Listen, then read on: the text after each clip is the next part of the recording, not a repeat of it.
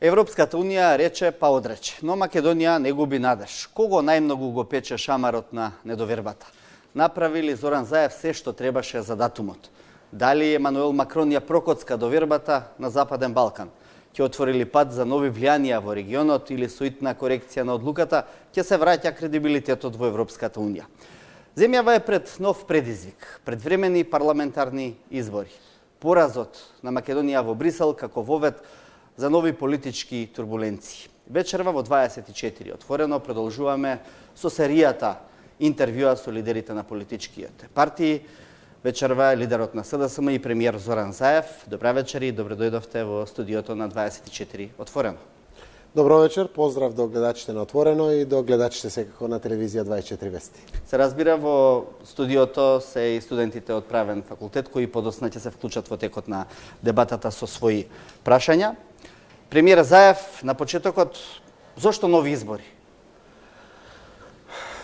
Зошто нови избори? Политичкиот момент кој што се создава од нашата држава, така да кажам, урнисаниот дел од сонот за интеграциите НАТО и Европската унија, нормално предизвика вакви констелации да јас го сменам својот став, кој што беше буквално до таа одлука на Европскиот совет, дека треба да одиме на редовни избори. За нас и октомври крајот беа редовни избори, да му се даде шанса на предвидливост на стопанството, на граѓанството и така натаму, но после вака мачнотија во душата на сите, тешкотија, требаше да испратиме два вида на пораки. Првата порака е до Европската унија. Следниот пат да знаат дека тоа има директно рефлексии дома. Нашиот народ има право сега да биде исправен да донесе одлука. Јас не се сомневам во таа одлука, но тој треба да ја донесе таа одлука. И секако, до така најавениот мајски самит на 7 мај во Загреб, не смееме да дозволиме како држава да предизвикаме други незгодни состојби. Јас искрено се плашам дека може да се појави национализам, вишок, радикализам, кој што би бил провокативен дома, меѓуетнички, но би бил провокативен и надвор од Македонија. Односно, доколку немаш избори, доколку не се донесеше одлуката за предвремени избори. Кога те жинат, ја имат сите, горчината ја чувствувавме сите, неправдата урнисува внатре.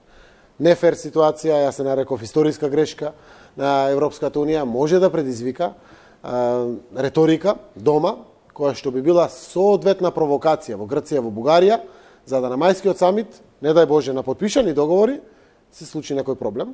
Но најголемата работа е тоа што го чувствувавме сите, дека нашиот народ мора да ја донесе одлуката, дали остануваме на вистинскиот курс, на вистинскиот пат, на патот кон нашите интеграции, уште еднаш да потврдиме дека ние сакаме во Европската унија, не заради тоа што треба да бидеме само членка, туку заради европските вредности. Европа да ја чувствуваме овде, да биде наше секојдневие. Но вие и пред самитот велевте, доколку и нема одлука, дека ќе го истерате мандатот до крај. Дали разочарението беше преголемо? Не очекувавте дека тоа така ќе влијае врз вас? Преголемо беше. Европските лидери во 10,5 сата вечер конкретно се вратија, која знае дека Изаев може да замине. И во такви едни околности дискутираа и до 2 сабајле. Имав контакти таа вечер, другиот ден сабајле, цел ден во петокот, со скоро сите лидери на Европската унија, со мојот народ, со партнерите, со пријателите, со сите. Јас бев доста разочаран. Веројатно и вие, веројатно и нашиот народ. Не погоди сите тоа, заради тоа што е неправда. Прво, на 2 дена пред одлуката, тоа е во среда вечерта, Макрон вели, сега не е до вас. Завршивте се, барем према Северна Македонија. Користише некои примери за Албанија. За нас, вие завршивте се до нас. На нас не треба сега време. Тоа го најави. Тука немаме дилеми. На Европскиот совет потврдено е се дека сме завршили. Вклучително и Франција. Нема дилеми со тоа. И зошто пак неправда после 14 години, кога чекаме повторно да се случи еден вид на вето кој што доаѓа од земја пријател, но секако разбираме, тоа е нивно право, ние тоа не може да го смениме, се обидовме со сите можни аргументи. Јас навистина кажувам на секаде сите лидери, вклучително и председателот Макрон, многу често го употребуваат како одличен пример преспанскиот договор заради диалогот, заради дипломатијата, модерниот начин на соработка во 21. век. И навистина е од помош на Европската унија сето тоа што го направивме на билатерален план со нашите соседи, со Бугарија и со Грција, сето тоа дома што го развиваме, успешноста на реформите, навистина не заслуживме. Сепак уште малку, потребни ли се избори сега? Економијата знаеме како реагира во избори, тоа повторно може да доведе до една стагнација. Како тоа може да влијае на државата? Вие толку време, целиот овој изминат период повторувавте на оваа влада и е потребен еден чист мандат. Имате еден куп нереализирани ветувања најпосле што може би чекавте да ги остварите во последната година од мандатот? И да не го прашате, граѓаните тоа го очекуваат заради тоа што нашиот наратив беше тргнавме по тешките прашања. Поминавме горчини доста, за да изградиме пријателство, за да го интегрираме нашиот свет овде општество со светот на кој што припаѓаме, Европската унија и НАТО, за да може да ги добиеме и придобивките кои што граѓаните ќе ги почувствуват. Нашите мерки одат, ќе ги дадат своите резултати, може не 100% како што очекувавме до крајот на октомври, но резултатите ќе се почувствуваат. Еден дел почнуваат од мерките од ноември, еден дел од јануари, почнуваат самите мерки со новиот буџет кој што го носиме, но фер шанса беше да добиеме ако не веќе 4 години, оти 6 ни од земаа на почетокот на мандатот, барем 3,5 години да добиеме, но еве на крајот сме на 4-та година. Јас консултирав дел од бизнис заедницата, комуницирам со коморите, председателите на коморите. 2020 е изборна година и еден период од 20 дена ќе се случи таа кампања. Требаше да биде во октомври, сега се случува во април. Ако бираме кога, голем дел од нив сугерира април. Зошто? Стартот на годината е многу важен за сите. Секако пролетта, почетокот на летото исто така е важен. Летото никој не држи избори, за нив би било веројатно летото најдобро. И есента е исто така многу важен период. Така да определивме еден датум, заедно сите, јас се согласувам дека е нешто добро кога седат лидерите, се договарат и заедно определуваат датум. Ние бевме 22 или 29 декември. Зошто? Заради тоа што го стеснуваме периодот на таа дебата изборничка, така да ја кажам, за околу изборите. Почнуваме сега 6 месеци за тоа ќе разговараме. Барем ќе го стеснеме овој круг. ВМРО ДПМН вели, ама нема 100 дена техничка влада, како да мора да има. Не мора да има 100 дена техничка влада, нека има 60 дена, 55 дена, колку и да треба. Јас бев спремен од понеделникот. Веднаш да ја формираме, вторник, среда, колку и да треба време, така најмногу ќе го стеснеме тој период, но добро, тоа е прашинскиот закон, тоа е нивно право. Императив беше да се договориме. Не одевме тамо да се изнасилиме. Имаше такви периоди кога доаѓаше премиерот, тоа беше Груевски, објавува одиме на избори, готово, после Букуреш враќањето и готово. Ние честно постапуваме, сакаме да биде тоа во договор со сите, за да може секој да има фер шанса да си презентира своји програми, своји кадри и своји визии за еднината, а секако го одмеривме и периодот кој што треба. Јас се откажав од мојот аспект на цел мандат, не само заради мојот мандат, заради тоа што стварно на стопанството, на економијата, на домаќинствата им треба еден цел мандат, заради предвидливоста, заради плановите. Навистина е неповторлив добар период за државата. Имаме 3,6% во изборна година, кога се случија претседателски избори на првото полугодие. Имаме шанси 4% да го поминеме растот оваа година. Тоа е историски, тоа се рекорди. Исто така, завршивме година со нови рекорди, 2018, ова година може да ги поминеме тие рекорди. Затоа треба да го оставиме тоа, да почувствуваат на крајот граѓаните повеќе плата, поголеми пензии, поголеми социјални придобивки. Велите избори за да не се отворат некои други процеси, како повторно раѓање на национализмот, повторно македонски судири или влијанија кон продлабочување на поделбата во општеството, но сепак постои една друга теза. Дали на овој начин, со тоа што одите на условно речено веќе не се брзи предвремени избори, но се предвремени избори, кои што ќе трае цел еден 6-месечен период, се обидувате да ги затворите сите оние теми во општеството што негативно влијаја и врз вашата влада. Почнувајќи од непотизмот, неказнивоста, амнестиите, немањето правда како отсуство на еден суштински елемент, закочените реформи во одредени сфери. Толку сме биле транспарентни во сите постапки. Доказ ни е храброста на договорите што ги постигнавме. Доказ ни е дека денес имаме обвинители, газди на телевизии во притвори. Апсолутно сме ги отвориле се заради нашиот државен интерес. Секој пат партискиот рейтинг, партискиот интерес бил на втор план. Само така може да ни напредува земјата. Но не би бил чесен ако не го исправаме мојот народ со споделеното чувство, го знаат. Прашање кој го признава или не. Дека не ризикуваме. Дебата, реторика внатрешна, која што може да продуцира повторно тепачки македонци албанци по школите, по автобусите или било каде. Или реторика која што ќе испровоцира Бугарија или Грција.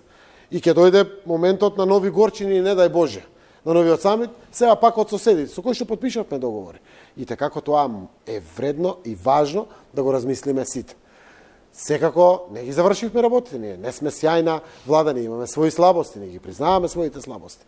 Но во време кога ги решивме историските прашања, во време кога економијата ги покажува тие перформанси, 17,5% е невработеност во државата во моментот. 624 милиони евра странски инвестиции, 16% раст на извозот во државата. Да не зборувам индустријското производство за последната година е 10%, 9,8%. А зашто тогаш?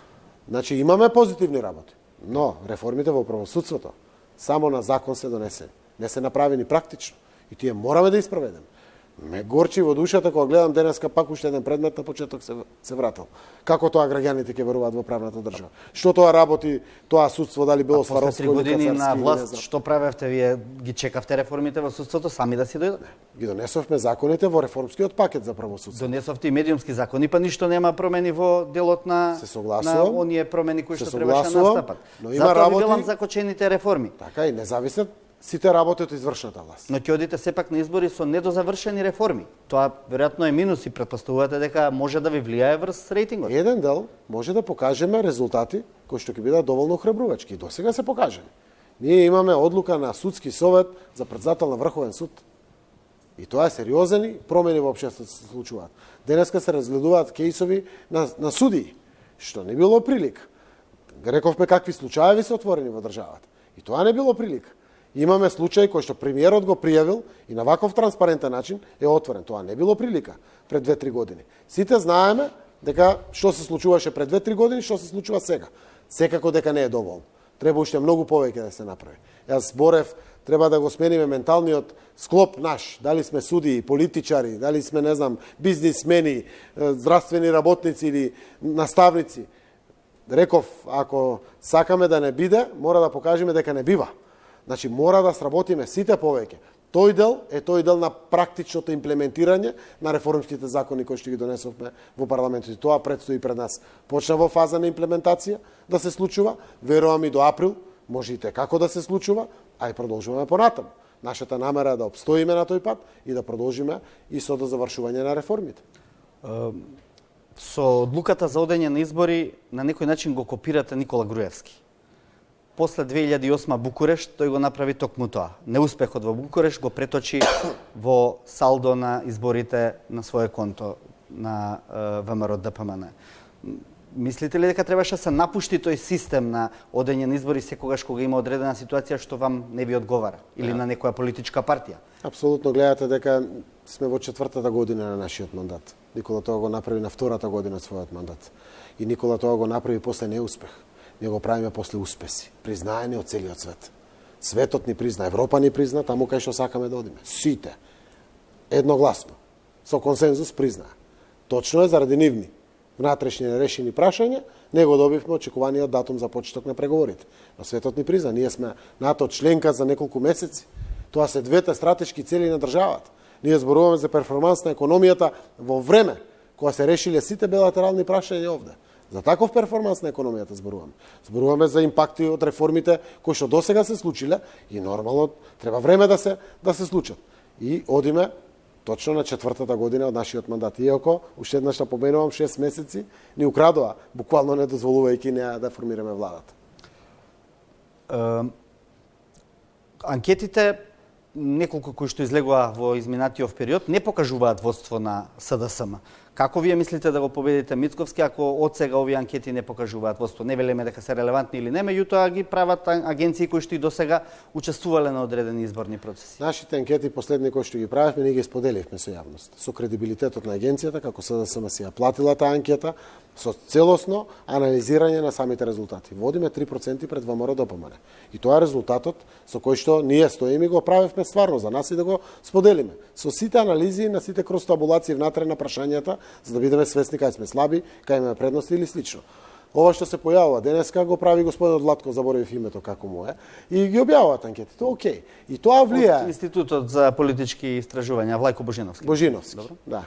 Се извинувам се, на име го нареков човекот, ние не сме пријатели или лично се познаваме. И тоа било и во минатото и е сега.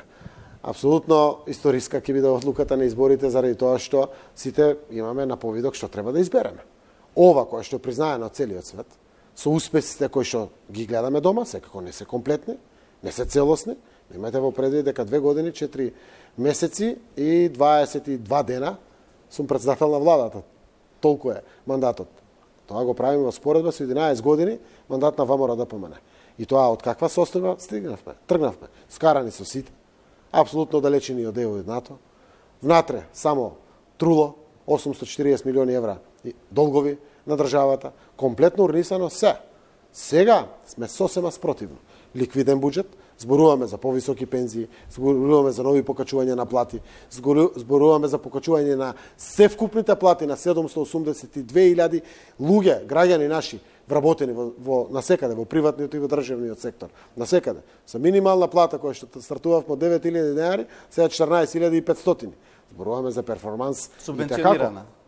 Не е субвенционирана, никој не искористи субвенциите до сега. Донесовте субвенции за Законот минималната е во плата. парламентот. Законот донесовте. Од така е. ноември да. Но ние ќе го субституираме. Најлесно е со субвенции. Дали реалната економија тоа го поддржува, господин Азаев? Субвенциите ги даваме заради тоа што досега го даваат кеш. Фирмите да си го пријават да го даваат на сметка. Ние се бориме против сивата економија паралелно. Не се само реформите, не само интеграцијата, не само економијата. Ова е борба против сивата економија. Со мој ДДВ се бориме против сивата економија. 50 милиони евра има повеќе пари само за 3 месеци до сега. Овде сите знаеме дека дел се дава пари во плико, плата во плико, како ја викат. И викаме, ало, каде ви се почувани... инспекциите? Морали со субвенции да се решава плата во плико? Затоа валјда постојат инспекции, постојат служби, постои УЈП, постои и МВР, постои финансиска полиција, се постои. Постојат инспекциите и тие викат, да, тоа се мои пари. Си платив данок на добивка, данок на дивидента, мои пари се, имам право да ги поделам по работниците. Не е честно. Тоа е кршење на закон. Што е кршење на закон? Па тоа што сега го кажувате, што ви го кажуваат бизнисмените. Не, апсолутно не е кршење на закон. Ако газдата на фирмата даде 20.000 денари плата на својот работник и за таа плата плати 9.500 или 470 денари придонеси, се вкупни давачки, и му дава уште 100 евра во готово, од своји сопствени пари. Прашањето од каде се сопствените пари. При анализата гледаме дека данок си платил данок на добивка, си платил данок на дивиденда, си ги повлекол и се негови пари. Он располага со тие пари. Одлуката да го мотивира... Изигрување на законот, сакате да кажете. Така е. Тоа е законска празнина која што сакаме на плеки на државата да ја поттикнеме, дај да ги легализираме платите. Ако ги легализираме платите, ќе имаме работници со официјално повисоки плати, за кои што ќе течат придонеси. Тие придонеси, разликата на тие 100 евра ќе плати државата. Ама ќе имаме реални плати во државата. А не вака дава 20.000, а оствари 30.000 е платата. Така да државата има конечно капацитет да игра плата вака. на рака. Колку до сега имате кривични пријави за тие што давале плата на рака? Немате кривични пријави заради тоа што легално го правел тоа. Тоа е во одреден сегмент, сигурно во друг не е така. И како имаме кривични пријави, тоа што работат ли нешто инспекциите? Секако дека работат. Сите овие резултати од нив. Сите овие контроли до сега што ги имаме се доказ за растот и на приходот во буџетот покрај причината раст на економијата. Значи ние имаме некаде 8,2% раст на приходите на буџетот оваа година во споредба со лани. Тоа е сериозен раст. Еден дел го дават ваквите проекти. Некој пат не е само доказните, некој пат треба да најдете начин, инвентивен, добар, како луѓето да ги мотивирате да влезат комплетно, тоа да го прават 100% онака како што целиот свет го прави. Не велам нелегално до сега. Тоа е полулегално. Легално да го прават. Па еден дел од парите веројатно доаѓа од црн пазар, кој што секој пат инспекциите не можат да го најдат. Ние имаме, влеговме на Пластичарска улица, влеговме секаде.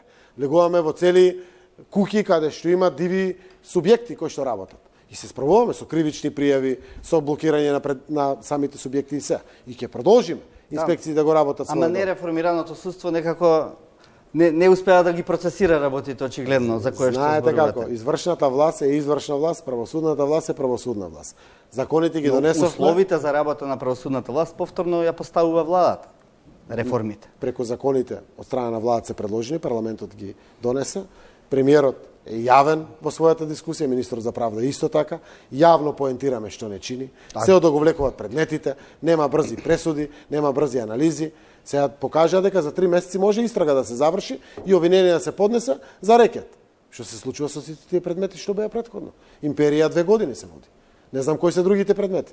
Кога по нив ќе постапат самите. Значи, треба да бидат исправени. Вршите голема работа медиумите со вашиот критички осврт према сите, почнувајќи кон власта, но и правосудството и сите. Мора да се менуваме во самиот наш однос и мора да има одговорност и кај судиите, и кај обвинителите, и кај политичарите, и кај сите.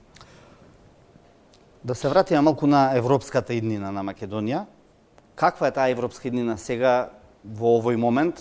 Мене ме личи прилично матна, претпоставувам и на овие млади луѓе што се тука во студиото, кога директно од председател на најмоćна земја ќе добиете изјава, вие ќе бидете наши добри соседи, не мора да значи дека треба да бидете дел од Европската унија. Добро, јас не сакам да ја сватам изјавата како нешто кое што ги затвара нашите врати, имајќи во предвид дека навистина има земји на европскиот континент кои што ги завршиле преговорите и одлучиле самостојно самите да не станат членки. Изградиле партнерство со Европската унија. Ние не сме такви и не ни треба таква политика. Ние сакаме да разговараме за нова методологија. Сакаме да дадеме принос во севкупните реформи на Европската унија. Имаме ние што да додадеме од нас, како капацитет, како знаење, како се. Но дефинитивно нема алтернатива за нашиот пат кон полноправното членство на Европската унија. Верувам дека брзо ќе се согласи таа нова методологија, која што ќе даде шанса и право на Франција преку председателот Макрон да ја смени својата реторика и својата позиција на поставеност за проширувањето. Верувам дека тоа може да се случи и ние не треба да се откажеме. Сепак да не заборавиме, Европската унија е составена од 28 земји членки, 27 беа комплетно за нас, со подготвеност да донесат одлука за почеток на преговорите. Франција е единствена. Таа дискусија треба да оставиме. Холандија спомна на ден пред донесувањето на одлуката дека ако постоеше законот за основно јавно обвинителство, можеби сомнежите на Холандија би биле помали. Го слушнавме нивниот министер за надворешни работи.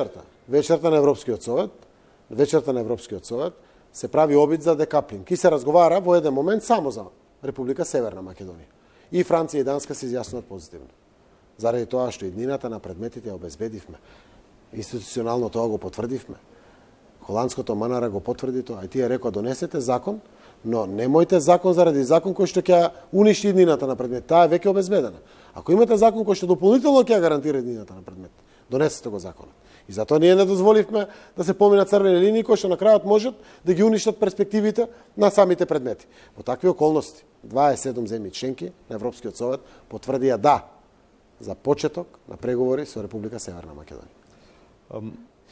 Како би одел ова разубедување на председателот Макрон?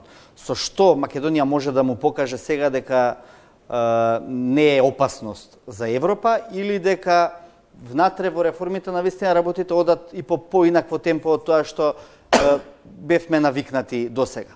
Иако таму немаше забелешки на реформите, сепак ние овде знаеме сите дека Македонија можеше и многу подобро и многу повеќе да испорача во одредени сегменти. Господин Чедиковски, сите се согласуваме со тоа. Но за почеток на преговорите ти дават цел конечна. Таа е јасно нотирана. Ние викавме план 18, план 369 и слично јасно нотирани. За да добиете почеток на преговорите. Останатиот дел, низ поглавијата, се реализира во сите земји во Европа кои што преговарале со Европската унија, така и со нас. Секако реформите на нас не ни требат само заради преговори со Европската унија, најповеќе ни требат за дома и затоа вака викаме можеме и повеќе. Секако дека можеме повеќе. Можеме и подобро, можеме и поекспедитивно. Можеме, но треба навистина да засукаме ракавите да завршиме таа работа. Ако зборуваме за правосудството, тоа правосудство денеска не може предмети, јас сум 2 години и 4 месеци премиер, предмети кои што се од 2016 поднесени како обвиненија. Да не заборавиме, до 31 или 30 јуни 2017 поднесува обвиненијата. Од 30 јуни 2017 има повеќе од 2 години и 2-3 месеци поднесени обвиненија. И се уште денеска се на почеток некој дел од тие обвиненија. Па овој суд го предизвикувам, чувствува одговорност или не чувствува одговорност? Не мора како судиката Кацарска по 12 сата да држи. Но има начин како да се распредели рочиште да ги одржи предметите. Нека пресудат, да кажат слободни се, не се виновни. Но нека донесат пресуда. И ти имат своја одговорност, народ ги плаќа. И судиите и обвинителите. Јас ќе правам се и јавно ќе дискутирам секогаш. За сите работи. Јас бев човек кој што е против притворите. Заради тоа што дефинитивно тие не се казна. Во еден период на избори не верувам дека сите овие процеси ќе може да додат вака како што сега ги изборувате. Токму заради тоа ми е скепсата во однос на тоа што ќе се случува на тој мајски самит и како да биде разубедена позицијата на Франција од прилично јасната позиција која што Макрон ја истакна. Франција почнува да се разубедува заради дебатата што има прво во Европа. Значи, после оваа одлука која што председателот Макрон ја соопшти, аргументираше по негови аргументи, се отвори дебатата во Европа. И тој го чувствува тоа. Наше што можеме ние да придонесеме во таа дебата, за тој и Франција преку него го смени својот став. Што можеме да направиме? Ако се прашиме, да продолжиме да работиме. Ќе си бидеме така добри за себе дома, а ќе бидеме уште повеќе звучни, видливи, аргументирани пред Франција и пред сите останати земји членки кои што одлучуваат за нас. Само тоа е патот. Ако бидеме паметни, има 20 дена кампања, окей, 20 дена кампања, можеме да бидеме посветени куќа по куќа, митинзи, трибини, градови, села, окей. Другиот период треба да сработиме. Дури тие што не учествуваат во кампања, судовите, обвинителството може да работат и тие 20 дена. Секој ден е важен колку ќе сработиме. И треба да чувствуваме одговорност. Ништо нема да ни падне сами од небото. Значи, ако е лекар, треба да работи лекар, посветено, служејќи му на пациентот. Ако е политичар, нормално да заврши својата работа, дали е во извршна власт, локална власт или парламентарна власт. Ако е судија, да се работи својата работа. Не може ниту премиер Заев, ниту било кој премиер, ниту било која извршна власт да ги реши сите аспекти, ако одговорните личности во самите институции не ја завршуваат работа. Јас можам да правам пуш, јас вака јавно да дискутирам за сите тие аспекти, но ние мора да се промениме во начинот на нашиот перформанс. Нека да кажав, сакаме германски плати, да барем 50% да работиме, како што работиме кога одиме во Германија да работиме. Зошто не оставате простор за алтернатива некаква на Европската унија? Неколку пати се спомена овде тезите за мал Шенген, некаква царинска унија на неколку земји од Западен Балкан.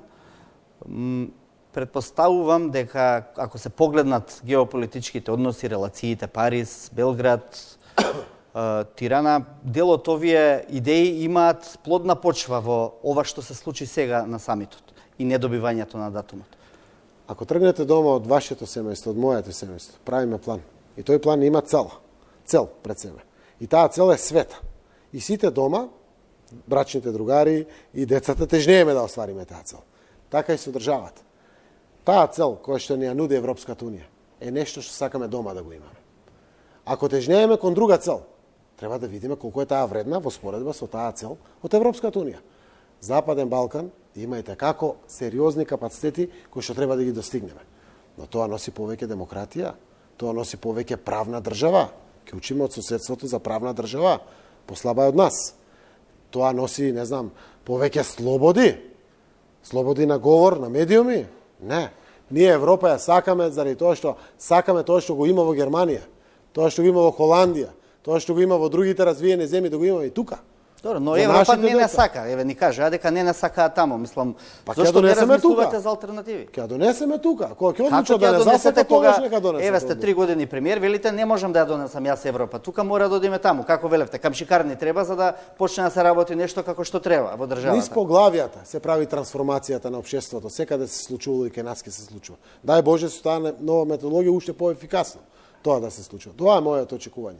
Но сега продолжуваме ние дома тоа да го правиме истото.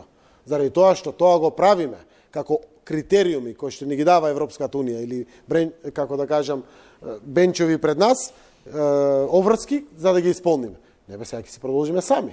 Кога ќе донесе Европската унија позитивна одлука за нас да ги отвори поглавијата, добре дојде на тоа. Така да ние мора да продолжиме во тој пат. Сега ќе изградиме уште посериозно стратешко партнерство преку НАТО со Соединетите американски држави. Тие се наш стратешки партнер. Можеме тоа да го градиме дополнително. Заради тоа што одблесокот кој што го добивавме на демократските вредности ни доаѓаше од символиката на Брисел за Европската унија и од Вашингтон, од Соединетите американски држави. Тоа се нашите стратешки партнери. Овој тука останува комплетно цел и ќе фокусираме еден дел на тоа. Но немаме друга алтернатива. Ако има некој, нека ја даде. Ќе ја разгледаме, ќе ја размислиме. Ние не сме за мали Шенген, ние сме за унапредување на соработката внатре во Западен Балкан, но во духот на Берлински процес, на Европската економска агенда, на сето она кое што ќе не приближи побрзо кон нашето полноправно членство во Европската унија. Велите сте барале средба со Макрон 4 пати пред самитот. 3-4 месеци. 3-4 месеци. Постојано сте барале нека. Преку кого баравте средби со председателот? Преку амбасадорот Тимоне, преку нашиот амбасадор. Тие беа. Значи, така се бара средба официјална на председател на влада со председател на Франција сега, например, во таквиот случај. Кои закажуваме другите средби, например, Кермел. Одбивањето не ви значеше сигнал дека овде навистина нешто има? Секако дека не значеше. Па вие зошто толку го билдавте оптимизмот на датумот дека е тоа завршена работа, готова работа? Заради тоа што мора да се поставите оптимистички, ако сакате поверојатно и да успеете. За разочарувањето да биде поголемо после? Не. Заради тоа, јас заминав, ако се сеќавате, на една пресконференција реков, нема да биде лесно, никој пат на државата не би било лесно. Никој пат од самостојноста до сега. Така заминав за Брисел. Сакам да кажам, Рама не ги крена очекувањата во Албанија, па нема драми во општеството како што има тука сега. Албанија нема таков перформанс како што поставивме ние. И ние имаме и така различна ситуација во поглед на добивањето на датум за преговори со Албанија. Посакуваме и Албанија да добие, но ние и така имаме. Не само договорите, имаме дома поголем резултат од тоа што го постигнавме. Ние имаме консензус со опозицијата изградена. Таа опозиција која што е мојот прв опонент, заедно гласавме реформски закони. Ако не друго, тоа вреди. Тоа покажува функционална демократија дека имаме во државата, функционален парламент, што не е случај со други земји од Западен Балкан, например. И така од сите земји од Западен Балкан, ние сме светлиот пример. И ние сме со перформанс најдобар. И ние сме тие кои што заслуживме. Нито една земја што во последните 20 години добила одлука за почеток на преговори не направила толку колку што Република Северна Македонија направи за да ја заслужи таа одлука. Премиере, имавте и двајца советници за Франција, за франкофонската група, тоа се Алекс Ружини и другиот Зафировски беше. Што тие сработеа во овој период, чекајќи Франција да се смилува за доделувањето на датум за Македонија? Работеа и моите советници, работеа министрите, Димитров, Бујар Османи, работев јас, другите министри на колегијално ниво, нормално, сите. И еве на крајот сите сработеле барем до толку да каже Франција не е веќе до вас, вие завршивте се. Барем презентирале таму сите дека сме сработиле тоа што е оврска дадена од Европската комисија према нас. И тоа го сработивме. Веројатно Министерството за надворешни работи на Франција не знаеше која е конечната одлука на председателот Макрон. Кога разговаравме со новата министерка за европски прашања, таа вели, ние сме окей, вие завршивте се. Председателот е конечен. Тој ќе окаже својот став. И гледате како се случува Корепер, па ГАК, па на крајот дојде на Европски совет, што е исто така ретко. Обично одлуките се носат на ГАК, тоа е Советот за општи работи. Да не ја банализираме работава, дека тие сработела за Франција да каже вие завршивте се. Тоа беше изнудено од страна на европските пријатели на Македонија за Франција да го каже барем тоа, за да остане оваа ситуација со што помала болка внатре. Како бајаги некој присили Франција да каже дека Република Северна Македонија сработи дома? Тоа пасувате прашање? Не, но дали вас ве задоволува тој одговор? Не ме задоволува, барем признанието дека сработивме дома се, сработивме. Ние со Франција не работевме само на 4 обврски кои што беа на Европската унија. Работиме со Франција како да има повеќе француски инвестиции овде. Работиме со Франција како да напредиме повеќе соработката на секој можен план. Заради тоа што е интерес на државата да напредиме таа соработка. Сите тие што работат и на тоа поле.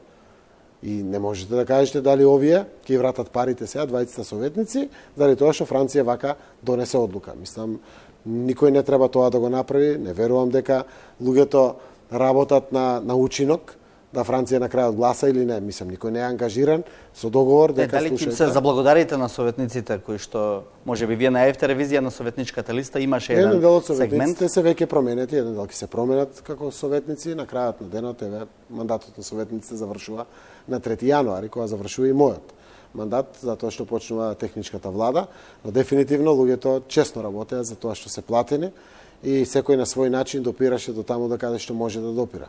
Во околности во кои што очекувате и слушате дека Франција може да биде проблем, гледате како човек кој што извршува таа функција да направите се.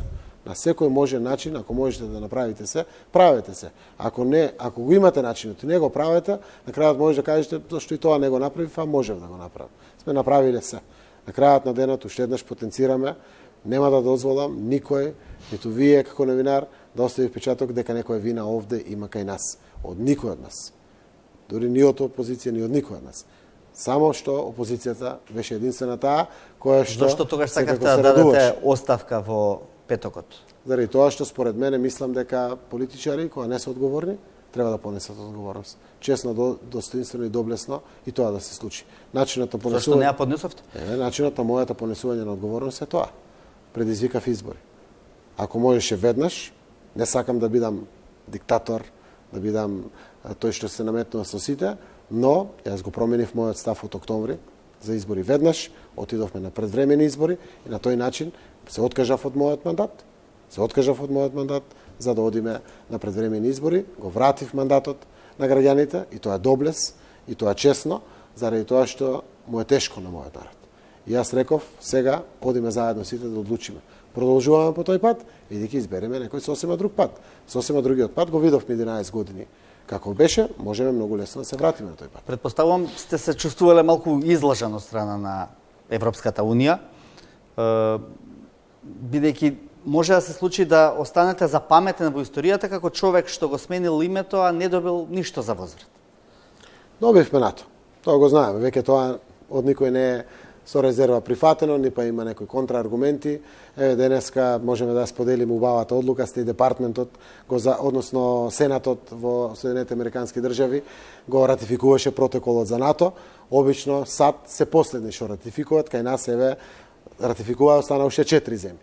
Од 29 земји 25, меѓу кои се Соединетите Американски држави. Им честитам на граѓаните. Ова е исто така нешто што се случувало прв пат за нас. Не се случи со Албанија, не се случи со Црна Гора, со Бугарија или со сите други земји кои стануваат членки на НАТО, но исто така добивме нов пријател, Грција. Добивме пријатели насекаде околу нас. Тоа се рефлектира и на овие податоци кои што ги кажувам на економски план овде. Заради тоа што со пријатели, со добар амбиент, може да очекувате напредок. На крајот, сето тоа што го правевме, ние одлучувавме. Донесовме храбри одлуки, за разлика од политичари од самостојноста до сега, да се доискажам, кои што нема храброст да ги донесат овие одлуки. Ако не ги донесеме храбрите одлуки, ние можеме гол популизам да продаваме колку сакаме, да се правиме политиканти колку сакаме, но нема да издржиме младите овде. Ако се интегрираме, ако ги решиме проблемите, ако дома се развијат работите, тогаш може да успееме во нашите цели, а тоа е да бидеме доволно мотивирачка и примамлива земја за овие млади луѓе да гледат надеж овде. Сето друго ќе биде разочарување, пакување на куфери и заминување. Политичари имало што не носат одлуки, можев и јас да не носам одлуки. Па да колнев тоа, Грција, Бугарија, гледај што ни прават, каква неправда или слично. Го правеле пред мене, можев и јас. Не. Без разлика на политички рейтинг, без разлика на политички поени, носевме одлуки. И тие одлуки, и досега тоа што е постигнато е вредно. Има пријатели околу нас, еве го НАТО, и потврдата дека сме сработили се со Европската Унија. Велите членство во НАТО, членството во НАТО е пред се интерес на Алијансата и на Соединетите Американски држави. А не наш? Не, наш секако. Така е. Секако. Но она што земјава го чека 15 години беше европската иднина. НАТО не е економијата. Европската иднина е економијата пред се. Европската Унија е трансформацијата што треба да се случи. Во моментот НАТО го дава најголемиот економски резултат. Секој бизнисмен во главата, минимум што бара, за било какво позитивно развој на негови мисли и настани за инвестиции, за вложување, за повисоки плати и слично, е да биде стабилно, безбедно и сигурно. Да не заборавиме. Се разговара за косовското прашање. Тоа ни е тука, за да врати во соседството. Добиваме имотен лист со НАТО. Сме земја осигурана во својот интегритет, суверенитет и територијална целовитост на државата. Конечно имаме земја која што е упишана во Обединетите нации, кој што граѓаните зборуваат македонски јазик, се македонци, кроз граѓани на Северна Македонија, и имаме име, не сме фиром. И тоа е завршена огромна работа и нема да дозволам никој да ја минимизира таа работа. И таа значи економија исто така. Да, и низ Европската Унија, низ фондовите, низ подршка на земјоделието, на стопанството, на платите, и тоа значи. Кој денеска го минимизира договорот за пријателство со Бугарија? Дали Софија тоа го прави со онаа декларација во собранието со која побара од нас да се откажеме од македонскиот јазик? Веројатно го прави тоа, но тоа не става опозиција. Сакам да ви кажам, ништо не е дадено еднаш за секогаш. Очигледно оваа ситуација не е така едноставна како што ја кажувате. Допрва ќе ги чувствуваме концесиите, можеби што треба да ги платиме во тие договори. Имаме опција да избереме политика која што гради пријателство и низ пријателството обезбедува живот за своите млади, за своите деца, за идните генерации овде. Или имате опција да изберете национализам и политика на кавги, која што создава конфронтации со соседите, со целиот свет, и тоа го предизвикува разочарување, младите децата да заминуваат надвор. Тие се опциите во државата. Јасни се како бел ден. Видовме каква реторика и денеска имаме од нашиот политички опонент, односно од алтернативата на оваа власт. И тоа е јасно како бел ден. Можат граѓаните да го изберат секојаш. Тоа е право на граѓаните. Ние може да се поклониме, да го испочитуваме и готово. Но граѓаните мора да знаат по кој пат сака да продолжат. И при тоа, дури и дома, јас многу често правам споредба со семејствата. Сите имаме дома семејства. Секој пат и дома е разговор. Секој пат е дома позитивна атмосфера која има диалог, која има договори, која има планови. Низ позитивен аспект. Која има кавги. Кога еден се прави поголем петел од другиот, нема просперитет на таквите семејства. Така и со државите, така и со општините, така и со градовите. Дефинитивно, овој пат по кој што одиме, за него не постои алтернатива. И тоа треба да го знаат граѓаните. Се е минливо низ дистанцата на 4 години, 3 години, 2 години, 5 месеци или не знам што. Се е минливо, но ние треба да си донесеме одлука, заради тоа што тоа е нашата татковина, ние одлучуваме за неа и не велам дека нема да прави Бугарија проблем, Грција проблем. Може ние ќе им правиме на Грција и на Бугарија проблем. Но да не заборавиме дека тоа ги отвори затворените порти и за НАТО и за Европската унија. А не се безпричински консензуалните одлуки на ова наше општество од самостојноста до сега да бидеме членка на НАТО и НЕО. Ги отвори големите порти. Кога ги отвори големите порти, со мудри политики, можеме да продолжиме токму по тој пат. Очекувате датум во мај? Јас реков, сега ќе чекаме Европската унија, нека се ја донесе одлуката. Ние ќе работиме, да даваме уште повеќе аргументи, уште повеќе аспекти, уште повеќе вредности европски да внесуваме овде, се повеќе Европа да ја носиме во Република Северна Македонија, заради тоа што тоа е нашиот пат по кој што ќе се движиме. Тоа треба да му биде само плюс аргумент на она што значи дебата сега во Европската унија, дали неправедно донеле одлуката или како што главниот уредник на Financial Times коментира, вика, како најмалото дете во дворот на школото го бутнавте за да покажете колку сте силен или слично. Тоа не е одржливо сега во моментот што е неправда врз нас. Не е одржлива. Ако не е одржлива, паметните луѓе прават само повеќе аргументи да побрзо таа неодржлива состојба ја променат. Во наша полза секако. Колку во целата оваа ситуација одмогна на Македонија случајот рекет? Апсолутно не.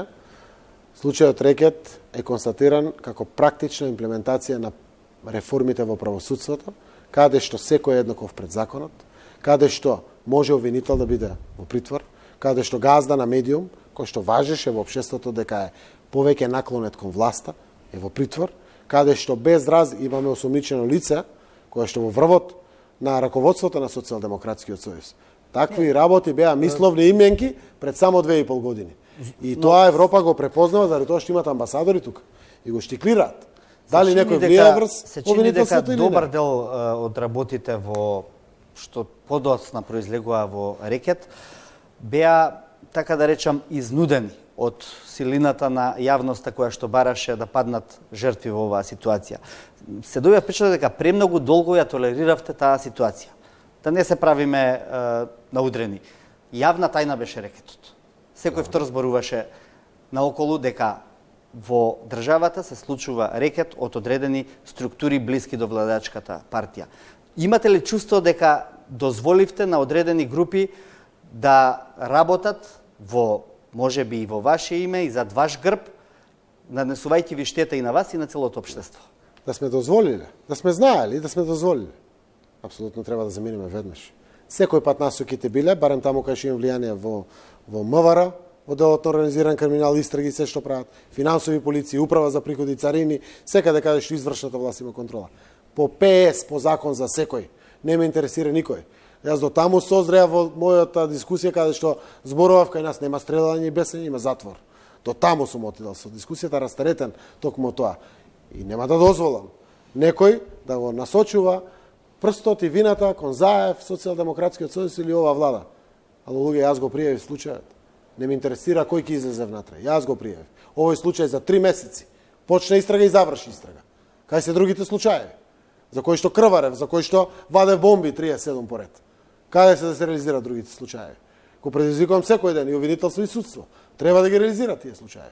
Нека донесат пресуди. Нема аргументи, нема докази, невина. Има аргументи и докази, виновен. Го предизвикувам заради тоа што ова ќе ја промени состојбата во државата. Ако секој носи одлука таму за што е платен. И само така можеме да видиме нормална земја во која што се повеќе ќе ја враќаме надежта и довербата кон сите институции, вклучително и кон независните, како што се институциите од областа на правосудството. Фросина Ременски, како осомничена во случајот, ја партиски ја тргнавте од сите функции. Не побаравте оставка од пратеничката функција. Зошто? Тоа е нејзино право. Таа е бирана директно од граѓаните. Таму каде што зависи од Социјалдемократскиот сојуз, ние направивме суспензијата. Тие се времени суспензии кои што ги практикуваме согласно декларациите кои што ги имаме донесени на Централниот одбор, каде што не сакаме политиката да остави ни мал впечаток дека може да биде употребена, злоупотребена или слично во било која предистрага, истрага или било каков процес од правосудството. Таа е добре дојдена да се врати. Останува и подпредседател на собранието. Таа е добре дојдена да се врати во Централниот одбор и во извршниот одбор на Социјалдемократскиот сојуз, чим ќе и се докаже нејзината невиност. И ако се докаже. Ако се докаже. Јас верувам во тоа и затоа вака сме поставени. Не сакам никога да Бојовски даде оставка поради снимка за која нема ни случај практично. Тоа а ова е многу поголем габаритен случај. Личен чин. Оставката од општествената функција, да бевте вие на место на Ременски ќе дадевте оставка од пратеничката функција? Ако бев јас на место на пратеничката Фросина Ременски пратени во собранието, да ќе се повлечов и ќе чекав да го докажам тоа и ќе се вратам на голема врата како херој. Заради тоа што се низ дистанцата на месеците кои што се пред нас. Кога веќе некој вака злоупотребил луѓе по секој можен начин, како што е господинот Бојан Јовановски, во таков случај, секако, во најмала рака се тргнувате да не оставате никаков впечаток, заради чистината на образот, таа така одлучила, јас го почитувам тоа исто така. Но на незино место би го направиле тој чин што рековте. Да. Таа се уште подпредседателка на собранието, има морална одговорност во овој случај секако, барем додека не се докаже целата вина или не вина. Постои ли иницијатива да ја смените од подпредседателската функција во законодавниот дом преку гласање со коалиционите партнери? Моралната одговорност би постојала ако некој е со докази потврден за виновен. Значи, ако има обвинителен акт, ако е со судска пресуда, пресуден или слично. Се до тогаш е презумција на невиност. И тоа што можеме да го направиме како политичка партија, која што испраќа сериозни пораки, дека е завладение на право. Павле Богоевски постави одредени стандарди во политичкото делување со давањето на оставката. Нели мислите дека вашите пратеници треба да го следат тој пример? Не само вашите пратеници, и другите пратеници во собранието. Ние сме демократска партија. Ако сме навикани тоа од Груевски како и поставува стандардите во тоа време према наговите или слично, ние немаме намера да се поставиме во функција на диктат, заради тоа што јас сум председател, а другите се доле членови во Социјалдемократскиот сојуз па извршуваат функции. Ние сме демократска партија, водиме демократски политики, правото на исчекор е на секој во делот на општествените функции што ги извршува. Јас ја поздравив одлуката на Павле која даде оставка и готово го повикав за ангажман во партијата, во прогрес, да работи заради тоа што има капацитет тоа момче да помогне на државата и понатаму. Но исто така право е на госпоѓа Фросина Ременски како ќе одлучи во делот на општествените функции, нејзиното право. Но подпредседателското место зависи и од вашата партија. Дали ќе остане или не, или можете да предложите нов член во собранието. Дали тоа ќе го направите, бидејќи од функцијата подпредседател на собранието може многу повеќе да влијае на истрагата отколку како член на извршен одбор на СДСМ, на пример. Апсолутно не, може да користи својата политичка моќ од партијата на власт. Од таму не. И јас мислам дека нема потреба ние да отвараме иницијатива, тоа прашање оставено кај Фросина Ременски. Во партијата, и како јас сум таму председател на партијата и тоа можем да го делувам. Јас не сум председател на собранието или не знам што, јас сум председател на СДСМ и таму барам за сите еднаков третман во делот на постапувањето, заради тоа што се работи тука за образот на СДСМ. Овде Фросина Ременски во општествената функција може сама да се постави како ќе биде. Да не заборавиме дека не можете луѓето да ги користите вака како крпа да ги фрлете, кога ви текне и како сакате, заради тоа што сме толку во државата. Јас верувам во презумцијата на невиност и додека таа не се докаже во спротивно тоа што јас го верувам, до тога што станувам на вербата никого да не го обвинам. Ако отвори... Зашто тогаш ја тргнавте од партиските функции, ако верувате во нејзината невиност? За да не влијае на политиката. Ние рековме, правиме времен мораториум, односно времена суспензија, се вика тоа. И тоа е времена суспензија. Однапред кажуваме вратите се отворени кога ќе се докаже невиност. Но истовремено да тргнам во постапка, па да помогнам на некој дури ако има лоша умисла во делот на истрагата. И јас да му дадам помош со тоа што ќе отворам постапка да се разреши од подпредседател на собранието или да се укине мандатот. Однапред да дадам вина, не. Мислам дека не. Има си постапки во законот опишани, кога се бара одзимање на имунитет на пратеник или слично, тогаш судовите ги отвара таквите постапки. Во такви околности, апсолутно немам потреба, јас, за мој сопартиец и соборец, во кој што лично јас верувам дека не е виновен, да отворам постапка во која што јас ќе испратам порака дека верувам дека е виновна Фростина Арменски, не би го направил тоа. Добро, но сепак ја тргнавте од партиските функции. Уште еднаш напоменувам зошто. Да, ми кажавте зошто. Зошто не се откажавте од поддршката за Рашковски, например, кој за кој исто така има отворено предистрага во еден случај? Рашковски не е во раководните структури на Социјалдемократскиот сојуз, нема членска книжка. Тој генерален секретар на влада, повисока функција здравје. Како да се откажам? Под исти причини од општествените функции не се откажав ни од Рашковски, ни од Бујар Османи, ни од било кој што отвориле некоја постапка за него како осомничено лице или било што. Значи, јас не верувам. Да потсетам на неколку години претходно кога велевте дека за секој што има сомневање или е во дел од случаите на СЈО или на ЈО нема да биде дел од оваа влада. Меѓу другото ова важи и за Бујар Османи. Значи, однапред Така беше. Сум кажувал, ако се потврди вина. Кажувале. Ако се потврди вина, сомневањето исто така се потврдува со обвинителен акт, а не со истрага. Под истрага можете утре да ви отворат на сите вас вработените во 24 вести, одма на апсолутно невини никој. Така? Никој никако вина, ни помислил, ни па има допирни точки со нешто. Дали треба сите веднаш да така велевте тогаш кога се беше формирано потврди вина на било кој начин. Ако се потврди вина на било кој начин, низ предметите на СЈО или на било кој други предмети. Добро, ова е еволуција на ставот, во секој случај, но ќе се потсетам јас на ставовите. Сигурно ќе треба после емисијата да се потсетите, да. Политичарите да не однапред ги обвинуваат луѓето. Јас тоа така го мислам. Ако се потврди вина, и така ќе се оградам, и така ќе побарам разрешување. Но претходно јас да го товарам било кој од озгора, дека јас верувам преку мојот чекор што го правам дека он е виновен, а уствари и всушност не е виновен некој. Сам не е честно ни пред Господ, ни пред луѓето. Имате ли индици за вмешаности на други ваши сопартици во аферата Рекет? Не. Може тоа Боки 13 или Бојан Јовановски да се гледа со многу луѓе. И ние сме политичари кои им служиме на граѓаните, кои барат тие средба со нас, контакти со нас, помош од нас, ние за тоа постоиме. И па треба да се промениме. Што треба сега да се затвориме, да не некој друг нешто злоупотреби? Не. Но треба во таквите процеси да внимаваме. Да не бидеме злоупотребени, да не бидеме насамарени, да не биде вака грозно чувството во таквиот дел, заради тоа што има се по луѓето. Колку и да се трудите. Сите ние сме биле гости во телевизијата во која што индиректно или директно фигурираше тој како собственик, не знам како. Не викале таму ваши колеги, почитувани новинари. Тебе вика да бидеш гостин и одиш. Дали тоа е греф? Дали заради тоа треба да одговараме или слично? Затоа треба да правиме резка граница, докаде оди одговорноста или докаде не. Секој е невин, затоа во цел свет, во сите демократски земји, секој е невин додека не му се докаже вината. Убеден сте во невиноста и на Рашковски? Да, убеден сум. Добро. Премиера, докаде е истрагата за бегството на Никола Груевски? Еве, веќе ќе помина една година од неговото бегство, а вие ниту знаете, ниту наслутувате кој му помогнал. Јавното обвинителство пушти соопштение и каже дека истрагата не потврдува докази за одредена вина на одредени ситуации. Тие водат истрагата и тие тоа го потврдија.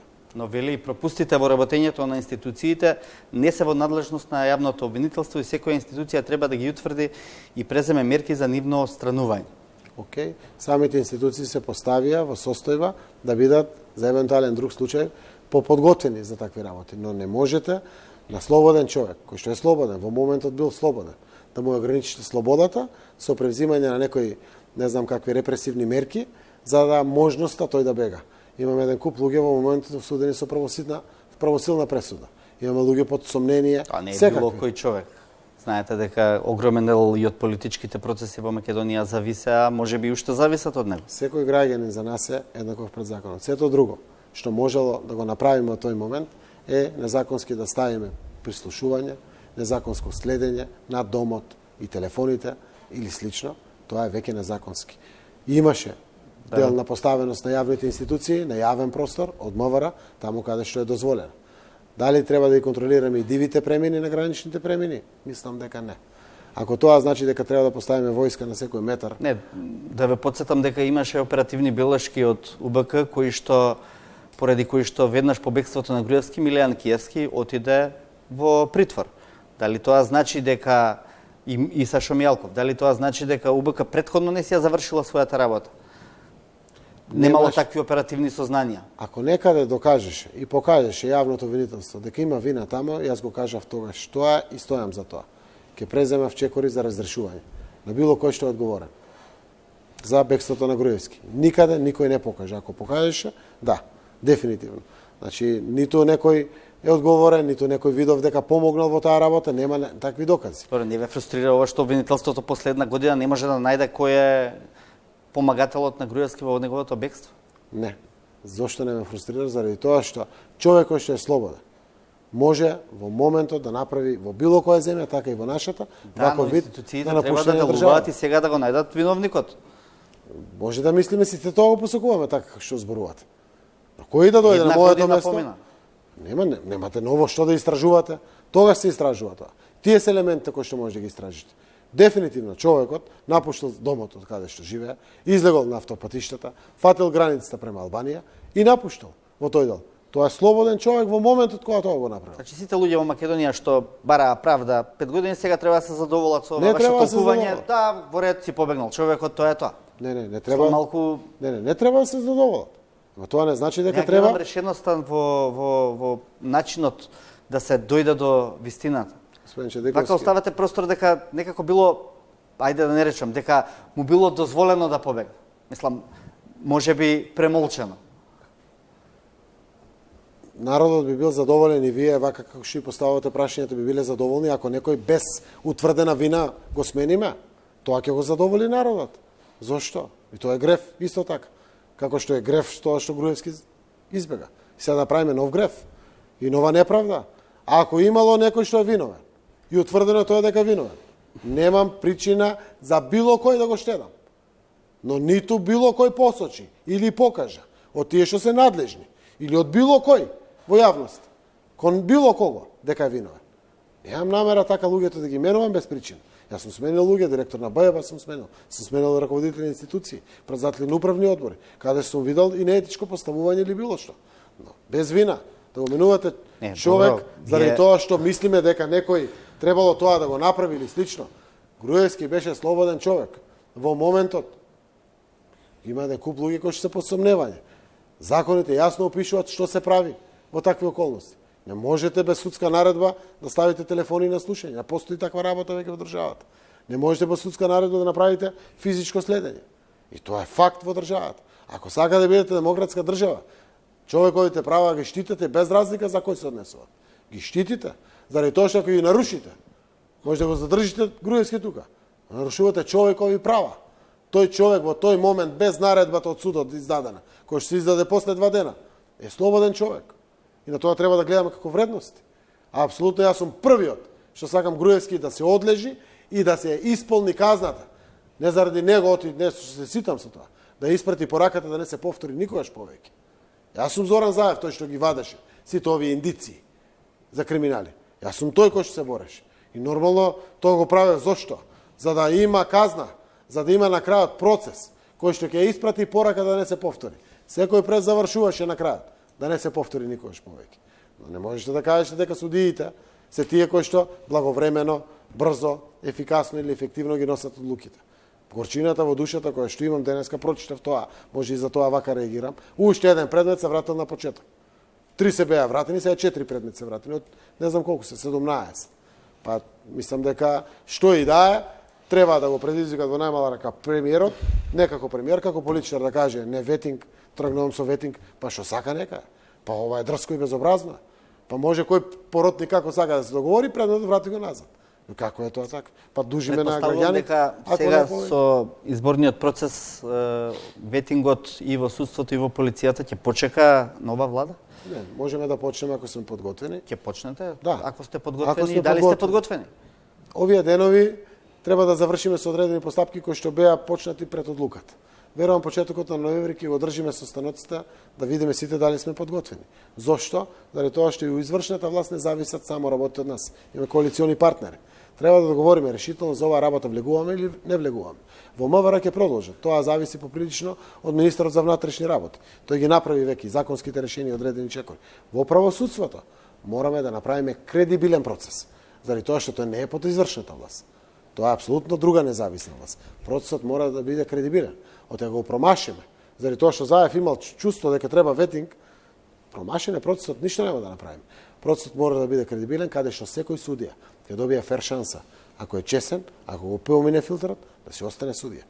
Тој што не е чесен, и што не може да го помине филтерот, да знае дека треба да се оди дома. Имотна состојба свеќе се комплетно чисти. Се. Имотна состојба на НИФ и на целото семејство. Едно време така се правило на секој. Аргументот ви беше дека немаме доволно суди, што ако ветингот покаже дека треба да си одат 100, немаме со кого да ги замениме. Јас сум внимателен што зборам, кажав дека аргументот на Европската унија, која не ни дозволи да влеземе со ветингот, беа два. Велеа треба да има поединечна одговорност и второ немате резервоар каде ќе ги пополните тие што ветингот ќе ги исчисти, дали се обвинители или се судии.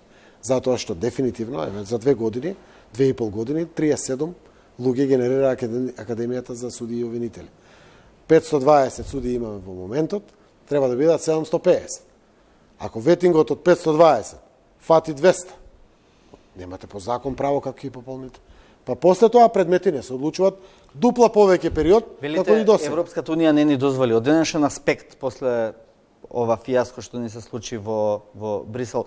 Вие криво што ја послушавте за тоа Европската унија, бидејќи внатре процесите во голем дел се закочени поради судските нереформи? И како ми е криво.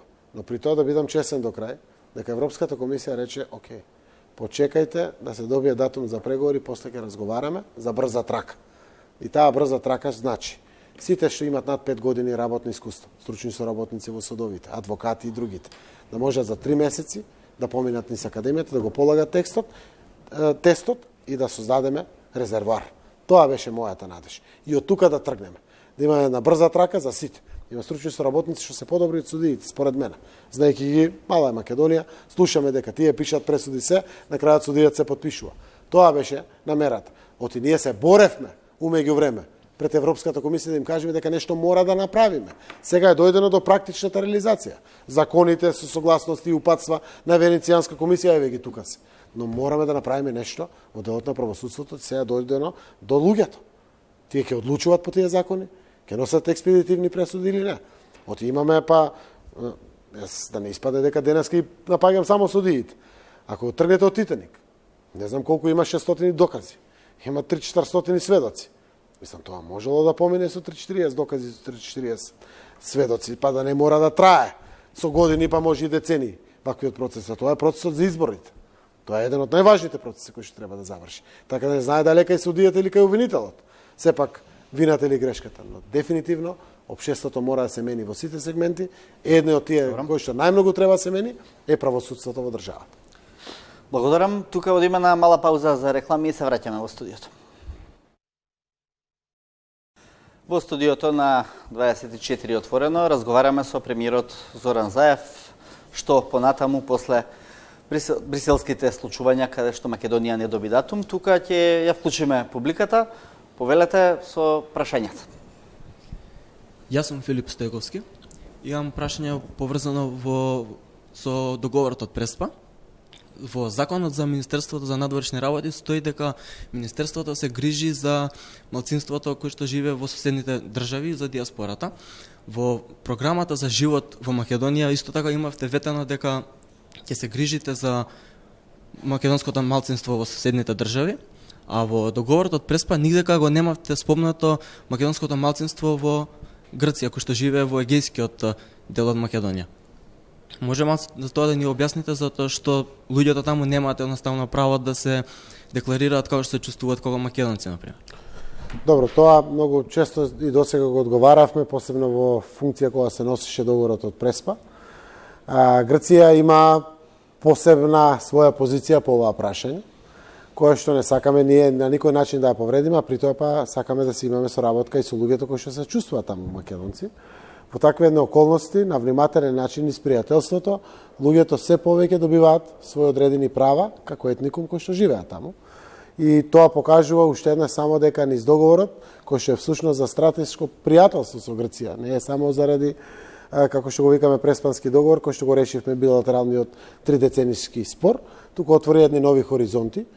Се повеќе и повеќе ќе гледаме нивна афирмација понатаму. Грција не признава малцинства во својата земја и секое наше интервенирање ќе значи мешање во нивните односи. Јас верувам дека низ Европската унија, низ европските стандарди, овие прашања се повеќе се отвараат, но истовремено верувам дека низ ова пријателство кое што го градиме, се повеќе ќе се релаксираат и работите по основ на ваквите прашања. Кога сме на преспанскиот договор, да? Јас имам едно подпрашање тука. Во делот за поглавијата, каде што за отворање на поглавијата се вели дека Македонија нема потреба да ги менува внатрешните документи, доколку не се отворат преговорите со Европската унија, секој е посебно во делот. Значи ли ова дека таа ситуација сега ќе стои и практично така Северна Македонија во Македонија ќе чека? Така е, тоа што е во договорот запишано, не случајно е така запишано. Договорот не беше само да ги решиме односите помеѓу Република Македонија тогаш или сега Република Северна Македонија со Грција. Туку беше да даде еден бустинг на европскиот процес. Европа беше вклучена во целиот тој дел и со нивна согласност е ставено делот на врзивното ткиво со самите поглавја. Кога ќе се отварат поглавја, тогаш ќе се менуваат работите како што се опишани во договорот. Претходно не. Нема потреба, тоа е договорот. Договорот треба да го испочитуваме како што стои. Добро, благодарам, повелете. Здраво, јас сум Елена Ристевска, студентка по политички студии. Моето прашање се однесува околу договорот со Бугарија. Затоа Гоце Делчев се уште е нерешено прашање за Македонско-Бугарската комисија. Што сметате вие за тоа и како подпрашање доколку граѓаните ви ја дадат повторно довербата, како владата ќе се однесува на тоа прашање и дали можеби сепак Македонија ќе попушти и преку ноќ Гоце Делчев ќе стане бугарин? Немаме потреба, прво, без разлика како се водат дискусиите преку медиумите, кои што допира до сите, па и до вас младите луѓе, оставаат впечаток кој што апсолутно не е вистинит на она што всушност се работи. Овие комисии имаат за цел да ги изнајдат начините кои што не поврзуваат, кои што го градат пријателството. Ако било што се постигне како решение, ве повреди вас како македонка или како граѓани на Македонија, на Северна Македонија, тогаш договор какви да сакат комисии или било кој да постигнат, нема иднина. Низ договорот треба да го градиме пријателството. Досега имаме решено 4 поглавја. Како што е решен цар Самуил, како што е решен, не е таму определено дали тој бил бугарин, дали бил македонец или не знам што, или Кирил и Методи се решени, се словенски просветители. Така ги учевме и така веројатно и вие ги учевте. Ќе ги знајдеме решенијата кои што ќе не сплотат, кои што ќе не спојат, ќе не градат како пријатели и партнери, а нешто ќе не разделат. Верувам дека тоа е интерес и на Бугарија. Тие покажаа досега дека сака да помогнат. Иако поприлично незгодна декларација донесува во парламентот, не боли сите, затоа веројатно е и кај вас актуелна темата, гледате дека премиерот Бојко Борисов се бореше во Европскиот совет за пример, без да спомне декларацијата. Секако тие имат и избори, си имат и своји стојалишта, но на крајот тоа е нивна домашна политика. Тоа што е заедничка, кај што договараме, мора да има вин-вин ситуација. Двете страни да излезат од секое ниво на разговорите како победници. Јас верувам дека доколку добија мандат на следните избори во април, ќе продолжиме со ваквата политика на пријателство. Оти само низ пријателство можеме да се интегрираме, да донесеме Европа овде и вие младите да имате повеќе шанс. Тоа е нешто кое што го барате од нас политичарите. Благодарам. Благодарам. Повелете. Добра вечер, јас сум Стефан Трајковски. Во една ваша поодамнешна изјава изјавивте, се надам дека се сеќавате, дека како што Груевски потрошил 745 милиони евра за градење споменици и слично, вие исто така ќе ги потрошите, ама до евро, ве цитирам, за отварање на нови работни места на младите. На што ги потрошивте вие парите? Ги потрошивме на 54.000 нови работни места, конкретни што се отворени во државата. Државата пред 2 години имаше 728.000 вкупно вработени. Во моментот има 782.000 конкретни вработени. 54.000 нови работни места се отворени од тие 624 милиони евра инвестиции лани што ги спомнавме, само странски. Сите отвараат работни места. Домашните компании веројатно отвориле скоро исто како странските компании што отвориле работни места. И не е доволно. Треба да биде и повеќе. Затекнавме состојба кога имаше 170.000 активни баратели на работа. Од некој, не знам, 240.000 невработени лица. Во моментот има 78.000 во државата активни баратели на работа. И тие се намалени бројки. Што се иселени? Не, зборам за конкретни отворени работни места. Значи, за конкретни отворени работни места 54.000. И тие се јасно видливи каде се. Ги броите барателите, активни баратели. Така? Дали ви се пресметани во тие активни баратели оние што се иселени, па е намалена бројката? Сигурно е, гледате 54.000, има нови работни места. Наша проценка е дека едно 45.000 отишле во пензија, па и тие се пополнети, кои што не се сметат во тие 54.000. И од 170 до 78 гледате дека имате некои 100.000. Сепак има некои луѓе кои што ги нема. Но трендот не е така голем. Ако расте бројот на вработливост во државата, не е толку драматична ситуацијата која што се презентира дека заминуваат младите. Но факт е дека заминуваат. И треба да направиме се да останат тука. Ние нема да ги спречиме младите, заминуваат и од европските земји кои што се членки. Но што се случува во некои земји?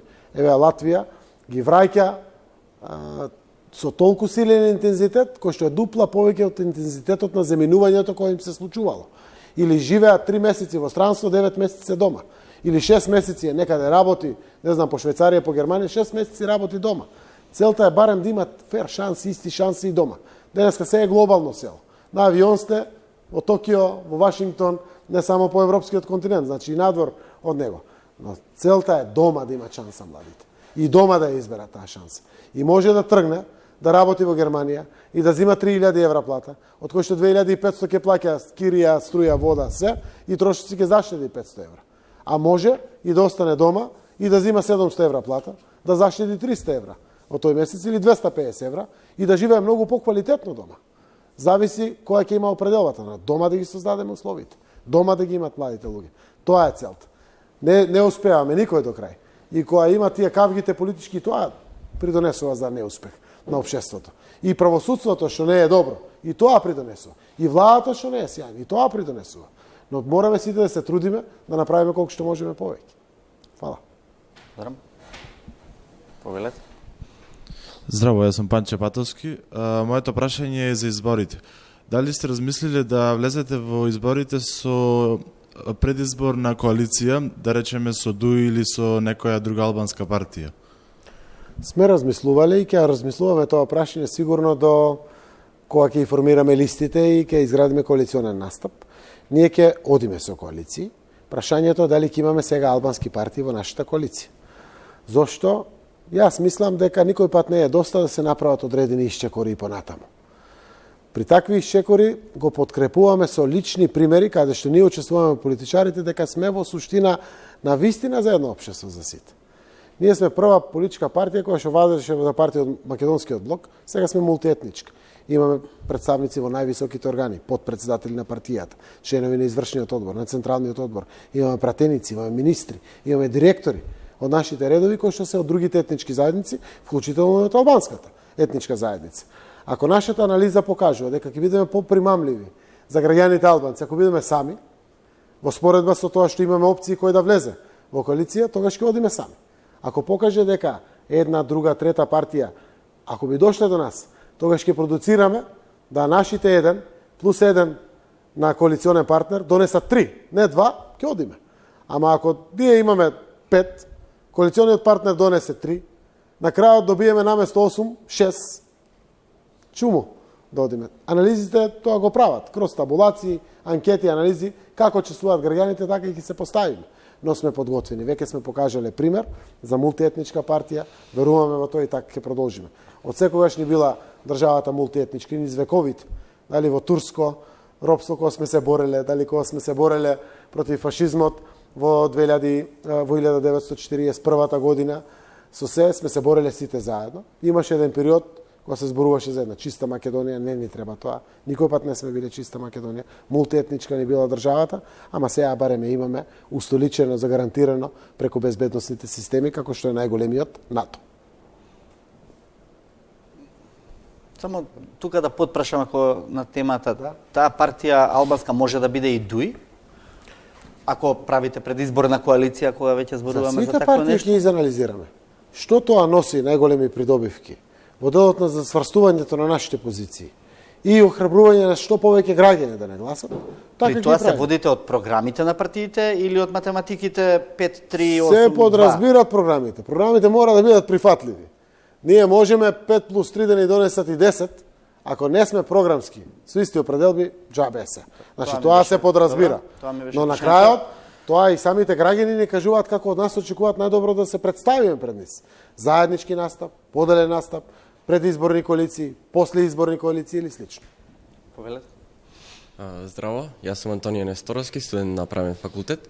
Моето прашање е кои се вашите очекувања, нели беше најавена посета на Макрон во Албанија и во Македонија, каков диалог ќе се води и кои се вашите очекувања од неговата посета?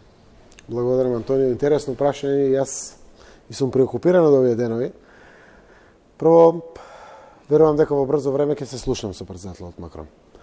И за да има посета, дај Боже да ја има, јас се посакувам, ќе треба да се слушнеме, да се договориме и слично. Ќе би ја искористил максимално да го разубедам во неговите ставови. Ќе му покажам дека ние сме само еден остров кој што е обкружен со земји членки од Европската унија. Ние немаме кај ќе одиме со Америка, со Азија, со Блискиот исток, кај да одиме. Ние сме во Европа, на европскиот континент и сите околу нас се членки на Европската унија како Западен Балкан збора. Од другиот аспект ќе му кажем во какви вредности веруваме. И дека никој го нема правото да не ограничи во тие вредности. И правото по член од договорот за Европска унија, не знам дали е тоа членот 4, некој го кажува овие денови, е право на сите земји на европскиот континент. Ако одлучат да се зачленат, да го има тоа право. И ние тоа право ќе го искористиме, секако. Но тоа треба низ пријателски разговор да го разубедиме претседателот Макрон. Јас верувам дека и тој се повеќе ќе добива аргументи, не само од нас, туку од сите, дека местото на Република Северна Македонија во Европската унија, и уште еднаш да напоменам, ние бараме само одлука за почеток на преговори. Не веднаш членство. Не ни треба веднаш членство. Нас ни треба трансформацијата дома, што треба да направиме. И кога ќе бидеме веќе подготвени за Европската унија, кога ќе бидеме на исто ниво со Европската унија, и тебе, Антонио, и мене, ќе ни биде се исто дали сме членка или не. Тогаш автоматски ќе влеземе да бидеме членка. Но ако имаме Европа тука, тоа не е целта. Поглавијата, процесите, преговорите, фондовите, кои што ги отвараме, сето тоа ќе не трансформира да бидеме со живот подеднаков како оној живот што го има во развиените европски земји. Благодарам. Имате уште прашање? Повелете. Здраво, јас сум Дарко Милошевски од Правниот факултет Јустинијан I. Сакав да прашам со последователниви избори што следат, со големата апатија во општеството, со непромена на изборните листи и непромена на изборните единици, со разочараноста од сите политички партии и невозможноста да се појави трета политичка опција, зар не се плашите од големи бојкотирања на следниве избори? Една од причините е зашто сме ветиле и праваме иницијативи и поддржуваме иницијативи и веројатно во ноември ќе имаме состаноци да го смениме изборниот модел кон нов подемократски модел. Зошто? Заради тоа што е здраво за татковината, за нашето општество. Немам дилеми. Една изборна единица носи за резултат поголемите политички партии да изгубат, да добијат помалите. На крајот со резултатот, без разлика дали се тоа многу поддржани или помалку поддржани, но поголемите ќе изгубат, ќе добијат помалите. Но на крајот плуралистичкиот парламент ќе добие. Ќе има многу повеќе партии. Нема да зависи само од големите партии, ќе зависи од помалите. Тоа одма значи демократија повеќе. Кога има демократија повеќе, квалитет повеќе добиваат и граѓаните. Така да, јас верувам ова година, уште овие 2 месеци што остануваат, ќе отвориме дискусија сите, ќе се позиционираме, ќе си кажеме своите ставови и пред се надевам дека смогнеме сили заради државата, да направиме еден исчекор кон подемократски модел. За мене, покрај една изборна единица, демократски модел се и отворените листи. На отворените листи луѓето од тие 20 кандидати ќе изберат кој вреди, кој не. И тие ќе го дадат редоследот кој да влезе, кој не. И тоа е многу важно. Заради тоа што тој пратеник после тоа нема да му должи на претседателот на партијата, оти го ставил на второ, на трето и на пето место. Ќе му должи на граѓанинот, кој што сам го ставил гласајќи за него на прво место. Или на второ или на трето, односно го ставил во парламентот. И тоа ќе има убави позитивни рефлексии врз севкупните квалитети на одлуки кои што ќе се носат во процесот кој што ќе доаѓа. Добро, благодарам. Имавте подпрашање или? Стравото од бойкотирање. Аха, стравото од бойкотирање. Една од причините, реков, е токму и стравото од бойкотирање. Ние мора да им мотивираме граѓаните, да им даваме повеќе причини зошто да излезат на избори. Кај нас излезеноста е преку 85% на изборите. Голема е излезеноста. Дај Боже да одржиме. Овој пат може да има демотивација. Не знаеме ако не им дадеме некоја нова шанса. Затоа што 2016 година имавме 1.190.000 излезено. Од колку што сме останати во државата, 85% од тие граѓани што се тука излегле да гласат. Треба да правиме се, да имат причини граѓаните да излезат и да одлучуваат. Тоа е тој момент кога граѓаните одлучуваат. После тоа, своето право го делегираат на нас политичарите. Тогаш треба да ја донесат одлуката. Седејќи дома, дефинитивно, пак ќе се падне одлуката, но граѓаните нема да учествуваат и што ќе седат дома. А ние, ако не смениме нешто, нема да ги мотивираме доволно да излезат сите. Сакаме да излезат, посебно вие младите. За вас останува и днината. Не може да го преспиеме денот дома. Па макар бил и недела, оти сабота нели излегуваме до покасно, мора да излеземе. И мора да гласаме. Заради тоа што на тој начин даваме правец по кој пат ќе се движи држава. Благодарам. Уште неколку, ако можеме, по блиц прашања, бидејќи сме на крајот на емисијата, малку пробивме. Алудирате на блиц одговори, изгледа. Да, блиц прашање и ако е можно блиц одговори. Новиот закон за контрола на опојни дроги и психотропни супстанции, што го предложи Министерството за здравство, дојде во собрание со европско знаменце. Многумина алудираа на тоа дека ова е ургенција од Заев поради семејните фирми на Заеви, кои што се во бизнисот со канабис. Мораше ли тој да закон навистина толку ургентно да се носи и со европско знаменце? Тука не се свати потребата. Господин Чедиковски, прво, законот е за опојни дроги. Таму има неколку члена за медикал канабис. Целиот закон е за опојни дроги. Ги има кореспондентните табели и е дел од Европската национална програма на државата. Заради тоа што секој пат се усогласува со европското законодавство. Да не, јас сум 2 години и 4 месеци. Значи, ако било толку итно за Заев, веројатно имам толку влијание да го пуштам на вториот месец. Оти Заеви се едни од првите инвеститори во тој дел, тоа е мојот прв братучет и мојот друг прв братучет. Тие се тие кои што имат една од 33 лиценци кои што државата ги има издадено. Лиценци се дават на сите. Секако тие се влезени во партнерство со словенска компанија, заедно со германска компанија, на 1 хектар површина во Свети Николе. И веројатно учествуваат со 0,3% од тоа што е производство на медикал канабис за медицински цели. Уште еднаш напоменувам. Значи, ако било за Заев, за семејството Заев или за било кој, можело и пред 2 години и 2 месеци да го поднесеме законот. Пак ќе прашам, мораше да се поклопи со брискелскиот самит, бидејќи многумина го сватија тоа како некој брзење. Тогаш заврши дебатата, тогаш завршија коморите со кои што се разговараше, институциите. Законот е впуштен на дебата повеќе од година и пол. Ние немаме никаква легислатива донесена за тој закон. Да напоменам, законот за овозможување да бидеме една од 30 земји во светот, каде што е дозволено производство на медикал канабис за медицински цели исклучиво, е донесен од ВМРО-ДПМН. Првите лиценци издадени од нив. Ние продолживме по тие закони. Сега како светот напредува, имаме современување на тој закон, но после 2 години и 5 месеци од кога сме дојдени. И тоа е закон за опојни дроги со кореспондентни табели, кои што се согласно националната програма за пристап кон Европската унија и затоа е со европско знаме.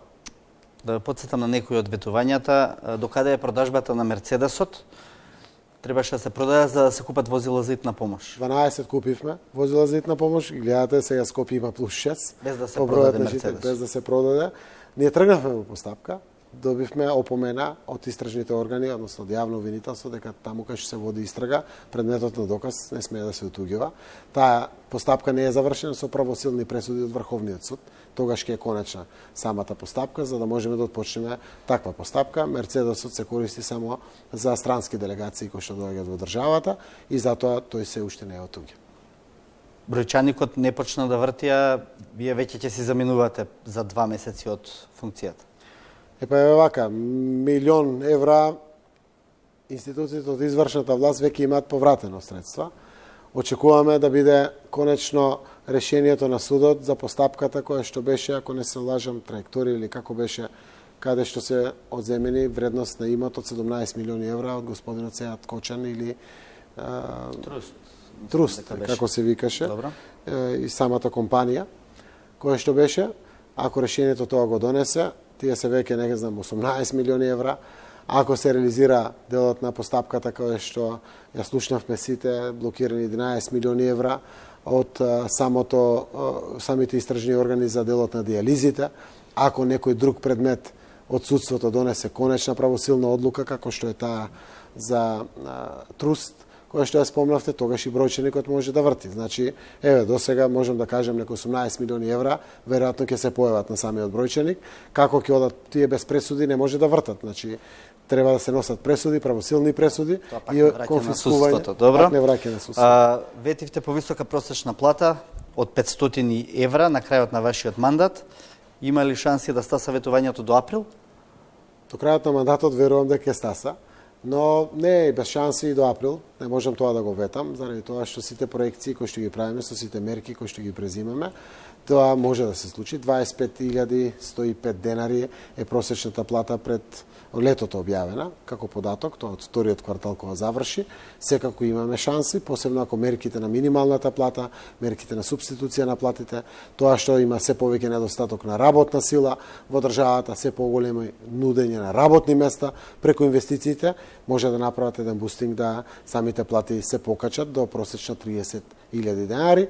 Јас верувам дека има и доволно време да се покачат и пензиите, верувам дека има доволно време да лекарите, специјалисти добијат вкупен приход нето од 100.000 денари, да и покачиме капитациите за општите лекари, стоматолозите, гинеколозите. Тие не се дел од главните пилари на ветувањата, еве квотите. Многу ветувања, малку време останато. Ако тргне тоа, мислам, платите на специјалистите се дуплирани заедно со дежурствата кои што ги зголеми. Не дуплирани, ама се многу позголемени. Се зголемија и се вкупните плати на администрацијата. Еве не веќе септември заврши и октомври ќе заврши без квоти. И гледате дека се носиме. Парите не одат во споменици, во музеи, во жални врби. Одат директно во придобивки на граѓаните, само да ги подсетам пред се возрастните лица, кои што на 3 и на 5 во месецот веќе немаа лекови. Сега имаат цел месец лекови. Тргнуваме со 10 милиони евра со инвентори да се бориме против загадувањето, дополнително тие 1.200.000 кои што ги имаме во буџетот на импакт и реализација сега. И како имаме доволно средства, тоа покажува уште еднаш дека сме на вистинскиот пат да ги реализираме оние политики кои што се важни за граѓаните. Кој ќе биде технички премиер? Уфрано е тоа прашање, многу новинари денеска го прашуваат. Веројатно кога се зборува за техничка влада, се изнедрува прашањето технички премиер. Имаме уште 2 месеци и 10 дена до самата одлука. Се спекулира со имиња, можеби логични, можеби не. Ниту јас, ниту мојата партија сме фокусирани, ниту мојата коалиција на тоа име, заради тоа што има доволно време. Посветени сме на други прашања. Веднаш што ќе го одлучиме, ќе го кажеме.